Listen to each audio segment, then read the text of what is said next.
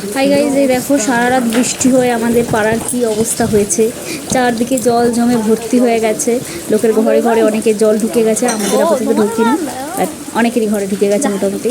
আর এই হচ্ছে জলের পরিস্থিতি আমাদের এই পাড়ার, চারদিকে পুরো জল ভর্তি। আমার নিজের ঘরেরই সামনে ড্রেন, যেহেতু ওখানে তো আগেই হয়ে গেছে, ঘরে ঢোকেনি যেহেতু আমাদের সিঁড়ি করা রয়েছে।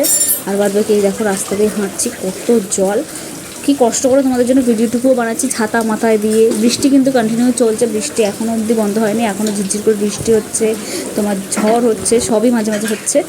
তো এই হচ্ছে ব্যাপার, এই যে পুরো পাড়া ডুবে একাকার, সবার ঘরের সামনে এক হাঁটু করে মানে এরকম করে জল হয়ে গেছে। তো এই দেখো আমারই পায়ে কতটা জল, তোমাদেরকে আমি দেখাচ্ছি।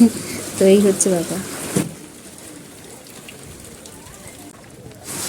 তো এই দেখো আমাদের এখানে কিন্তু টিউবকলটাও ডুবে গেছে, দেখতেও পাচ্ছ যে চাপা কলগুলো হয় সেগুলোও ডুবে গেছে, হাফ হয়ে গেছে। পুকুর আর রাস্তা পুরো সমান হয়ে গেছে, ধরতেও পারবে না কোনটা পুকুর আর কোনটা রাস্তা।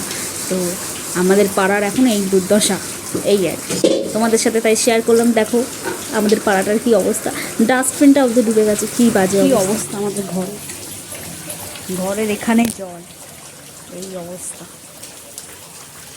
আর তারপরে বাদ বাকি তো দেখালাম আমি পাড়ার কী অবস্থা। মোটামুটি ঘরের সামনে এই জল, এখান থেকে উঠলে পুরো ঘরে মানে সব জল তুলে রাখা রয়েছে, বমি এসে কাজ করবে। এই রান্নাঘরের অবস্থা খুব বাজে।